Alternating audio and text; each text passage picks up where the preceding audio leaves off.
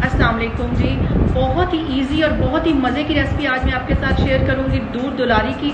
और ये बहुत ही फेमस है और बहुत इजी है ये बनाना। तो आप ये देखिए बहुत मज़े की ये बनी हुई है, आप लोग भी इसको लाजमी ट्राई करें। तो चलिए इसे बनाना स्टार्ट करते हैं। दुलारी बनाने के लिए सबसे पहले एक पैन में मैं 1 किलो के करीब इसमें मैं दूध डाल दूँगी।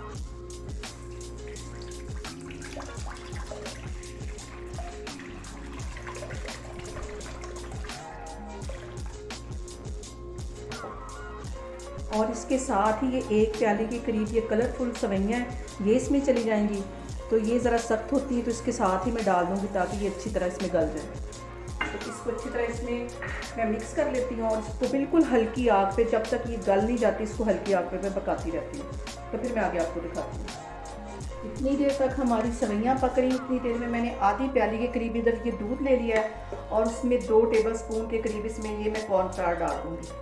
इसको भी इसके साथ अच्छी तरह मिक्स कर लूँगी और इसको मिक्स करके एक साइड पे रख लेती हूँ। जैसे ही सवैयाँ गलेंगी तो फिर मैं इसके अंदर ये डालती हूँ। दूध को मैंने बिल्कुल हल्की आग पे रखा है, तो इसके अंदर मैं चम्मच इसी तरह हिलाती जा रही हूँ ताकि जो हमारी सवैयाँ वो नीचे चपके नहीं। तो इसको हल्की आग पे मैं ऐसे रख के तो आहिस्ता आहिस्ता इसको पका रही हूँ। यहाँ पे देखें जी, दूध को सवैयों के साथ पकते हुए तकरीबन आधा घंटा हो गया। आग मैंने बिल्कुल हल्की रखी हुई थी।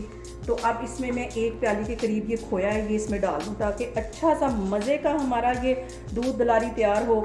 ईद है तो इसके लिए कोई स्पेशल किस्म के मीठे बनाने चाहिए। तो इसको इसके अंदर डाल देती हूँ और हल्की आग पे बिल्कुल इसको मिक्स कर लेती हूँ। अभी मैंने इसके अंदर चीनी नहीं डाली, चीनी स्टार्ट में मैं डालती तो ये सवैयाँ जो थी वो गलनी नहीं थी। तो अभी इसको खोए के साथ भी मैं मज़ीद 10 मिनट पकाती हूँ। बिल्कुल हल्की आग मैंने रखी हुई, फिर मैं आगे आपको दिखाती हूँ। अब ये देखिए सेवियाँ भी अच्छी तरह गल गई हैं खोए के साथ और बिल्कुल मैंने हल्की आग रखी हुई है। और इधर आके मैं आधी प्याली के करीब चीनी डालूंगी। शुरू में मैंने चीनी नहीं डाली क्योंकि सवैयाँ इस तरह कच्ची रह जाती हैं। तो इसको 2 मिनट के लिए मैं ऐसे ही पकाती हूँ क्योंकि चीनी भी पानी छोड़ती है। तो अभी इसको 2 मिनट ऐसे पका के तो फिर मैं आगे आपको दिखाती हूँ। ये कॉर्नफ्लावर इसके अंदर मैं डालूंगी जो मैंने दूध में मिक्स करके 2 टेबल स्पून रखे हुए थे और इसको भी आहिस्ता आहिस्ता इसमें डालती जाऊंगी ताकि इसमें गुठलियाँ ना बने।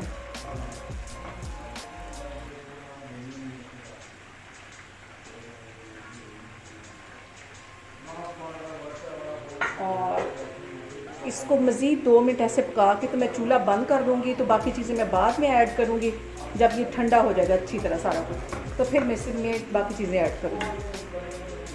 यहाँ पे हमारी सवैयाँ ठंडी हो गई हैं तो अब इसके अंदर मैं ये क्रीम मिक्स करूँगी। इसको ठंडा होने के बाद क्रीम मिक्स करनी, स्टार्ट में इसमें क्रीम मिक्स नहीं करनी।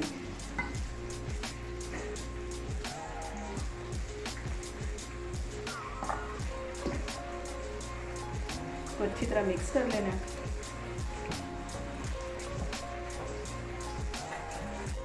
अब इसके अंदर मैं ये तकरीबन आधी प्याली के करीब इसके अंदर ये मैं रसगुल्ले डाल दूँगी। इसको भी इसके साथ मिक्स कर दूँगी।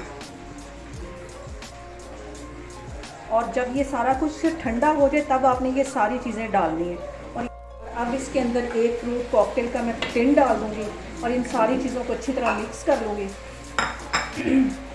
और जब ये ठंडा हो जाए सारी चीज़ें मिक्स करें तो तब चीज़ें डालते हुए आपने घबराना नहीं है और क्योंकि कोई भी चीज़ वक्त ख़राब नहीं होगी। ये सारी चीज़ें मैंने अच्छे से मिक्स कर दी हैं। तो अब मैं इसको एक बाउल में डालूँगी तो मैं आपको सर्व करके दिखाती हूँ। दूध दुलारी को कटे हुए बादामों के साथ गार्निश करूँगी और ज़्यादा सारे इसके ऊपर ऐसे बादाम डाल देने हैं।